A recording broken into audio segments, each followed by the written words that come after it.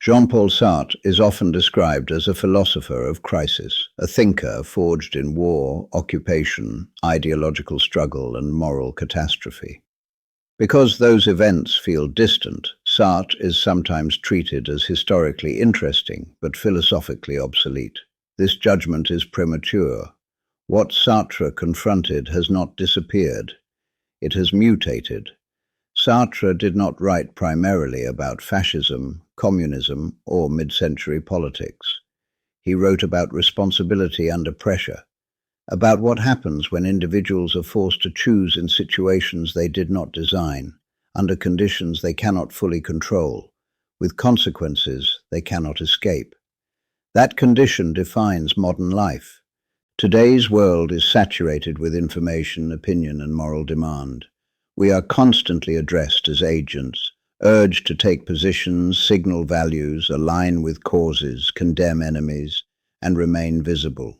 At the same time, we are told that systems are too large to change, that responsibility is diffuse, and that individual action is negligible. Sartre speaks directly to this contradiction.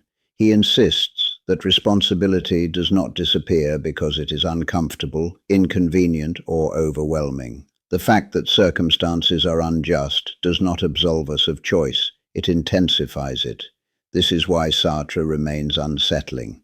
Modern life offers endless opportunities for evasion. Algorithms filter outrage. Institutions diffuse accountability. Social roles provide scripts that make action feel automatic. Sartre dismantles these protections. He insists that participation itself is a choice, even when it feels compulsory. To scroll is to select. To remain silent is to allow. To repeat is to endorse. Sartre's claim that neutrality is a choice sounds extreme until one recognizes how often neutrality stabilizes power. Silence does not hover above events, it sits inside them. This is not moral grandstanding, it is descriptive. Sartre does not demand heroism, he demands honesty. He insists that we stop pretending we are spectators in a world we actively inhabit. This insistence becomes sharper in an age of performative morality. Public expressions of outrage, solidarity, or virtue often replace sustained responsibility. Sartre anticipates this danger. He warns that moral display can function as a substitute for action, a way of feeling righteous without accepting consequence. Bad faith, in Sartre's sense, thrives in performance. One can denounce injustice while benefiting from it. One can declare commitment while avoiding risk. One can adopt identities that shield one from scrutiny. Sartre insists that freedom includes responsibility for these contradictions. This is why Sartre refuses the comfort of moral identity. To say, "I am the kind of person who cares," is meaningless unless it is backed by action. Identity does not absolve responsibility. It disguises it. Sartre insists that we are what we do, not what we claim to value. This claim unsettles contemporary culture precisely because so much of modern life is organized around symbolic alignment rather than material consequence. Sartre demands consequence. He also speaks directly to the modern obsession with constraint. Today, individuals are acutely aware of systemic forces, economics, technology, history, psychology. This awareness is often used to dissolve responsibility. What can I do? Becomes an alibi rather than a question. Sartre rejects this move without denying constraint. He does not claim we are omnipotent. He claims we are never exempt. Constraint shapes action, but it does not erase agency. The fact that options are limited does not eliminate the fact that one must choose among them. This is where Sartre becomes difficult to dismiss. His philosophy refuses both naive optimism and comforting fatalism. He does not promise that action will succeed. He insists only that refusal to act remains a choice with consequences. In a world of climate crisis, political polarization, and global inequality, this insistence becomes sharper rather than softer. Sartre does not offer solutions. He offers exposure. Exposure is what modern life often avoids. We prefer systems that explain everything and excuse everyone. Sartre refuses both. He insists that explanation does not equal exoneration. Understanding why something happens does not remove our involvement in it. This refusal is why Sartre continues to provoke resistance. He does not fit neatly into contemporary categories. He is too demanding for liberal complacency and too resistant to ideological certainty. He distrusts moral purity as much as he distrusts moral indifference. Sartre offers no safe position. This makes him difficult to commodify. His ideas resist reduction to slogans. Freedom for Sartre is not empowerment rhetoric, it is burden. Responsibility is not virtue signaling, it is exposure. This is why Sartre's philosophy feels uncomfortable rather than inspiring. But discomfort is precisely what gives it relevance. Modern life constantly invites us to outsource responsibility to institutions, movements, identities, or inevitabilities. Sartre insists that these are evasions. One may act collectively, but one cannot choose collectively.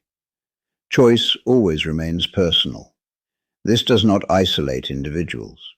It implicates them. Sartre also speaks to contemporary anxiety about meaning.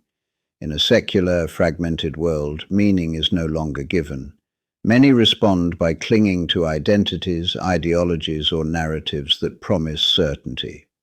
Sartre insists that this longing for certainty produces bad faith.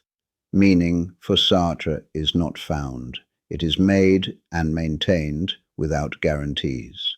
This claim feels brutal in a culture that seeks reassurance. Sartre offers none. He offers responsibility without consolation. At this point, Sartre's relevance should be clear. He matters not because he solves modern problems, but because he refuses modern excuses. He insists that freedom persists even where it feels unbearable, and that responsibility does not wait for clarity or success. But this insistence raises a final question.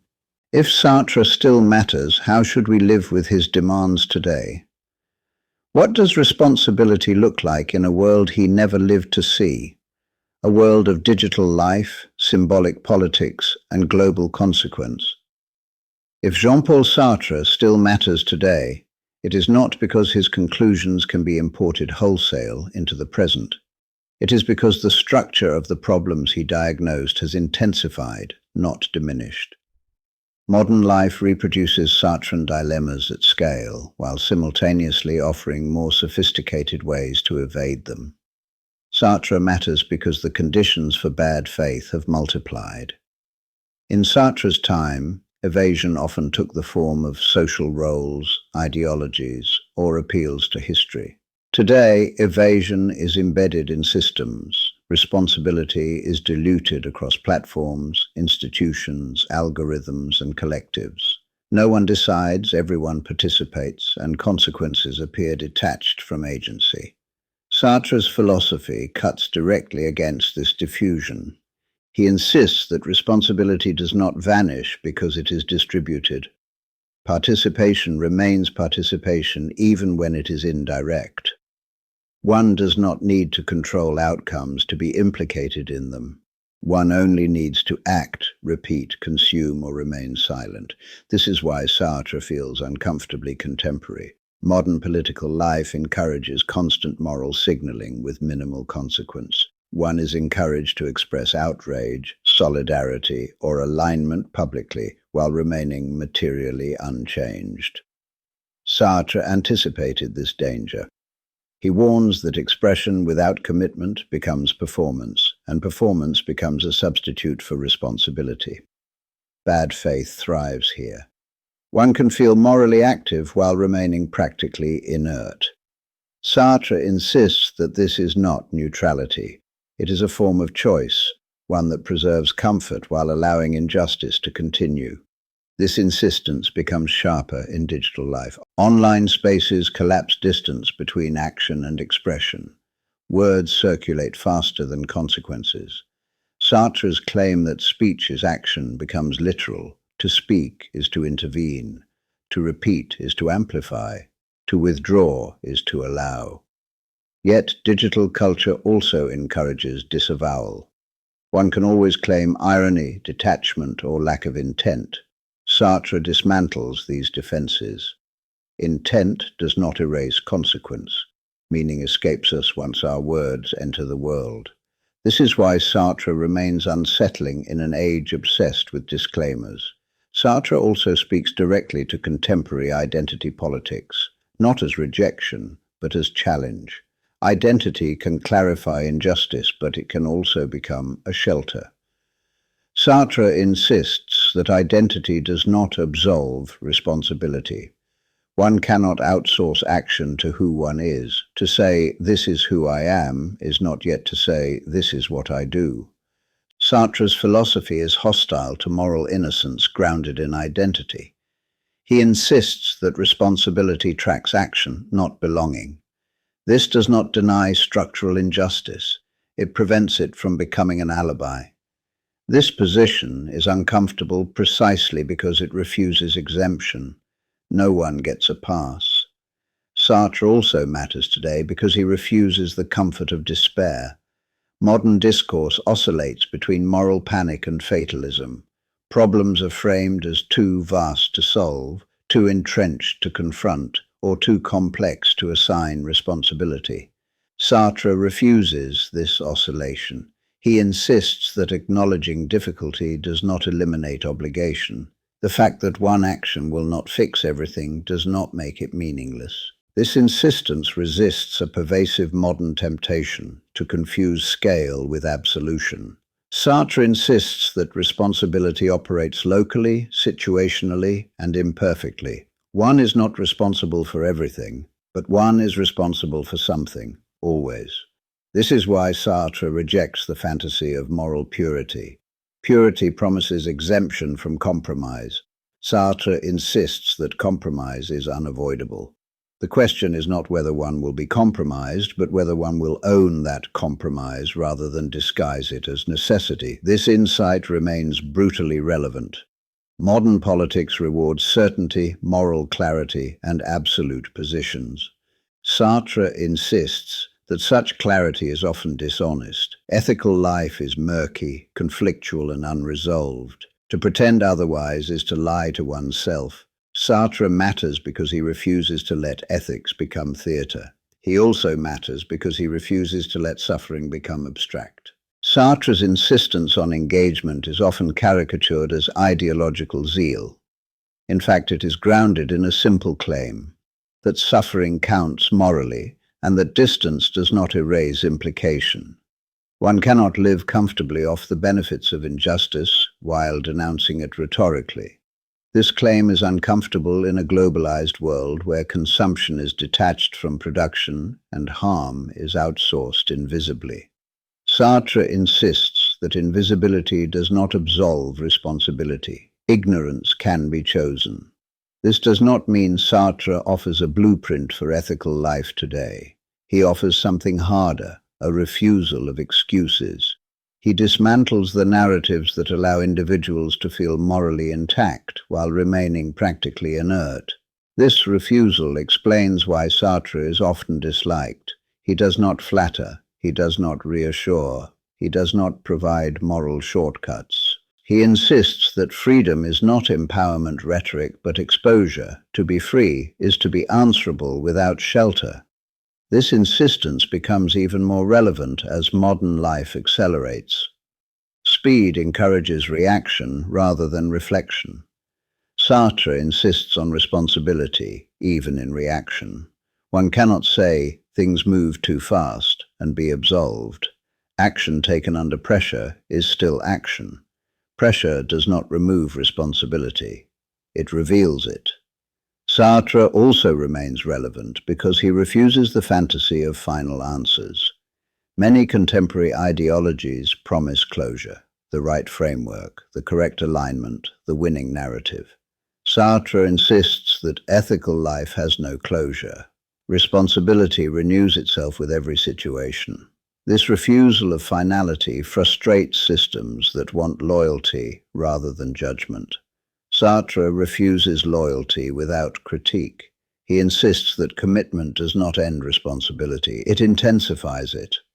This is why Sartre is difficult to absorb into movements, brands, or identities. He resists being used as justification. He demands being argued with. In this sense, Sartre matters today, not because he gives us solutions, but because he prevents premature resolution. He forces us to remain inside questions we would rather escape.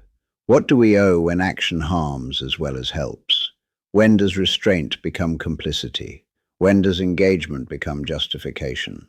Sartre does not resolve these tensions. He insists we cannot avoid them, and this may be his most important legacy. In a world desperate for certainty, Sartre insists on seriousness without comfort. In a world saturated with excuses, he insists on ownership. In a world that wants to feel righteous cheaply, he insists that responsibility is costly. That is why Sartre still matters, not because he belongs to the present, but because the present has not escaped him.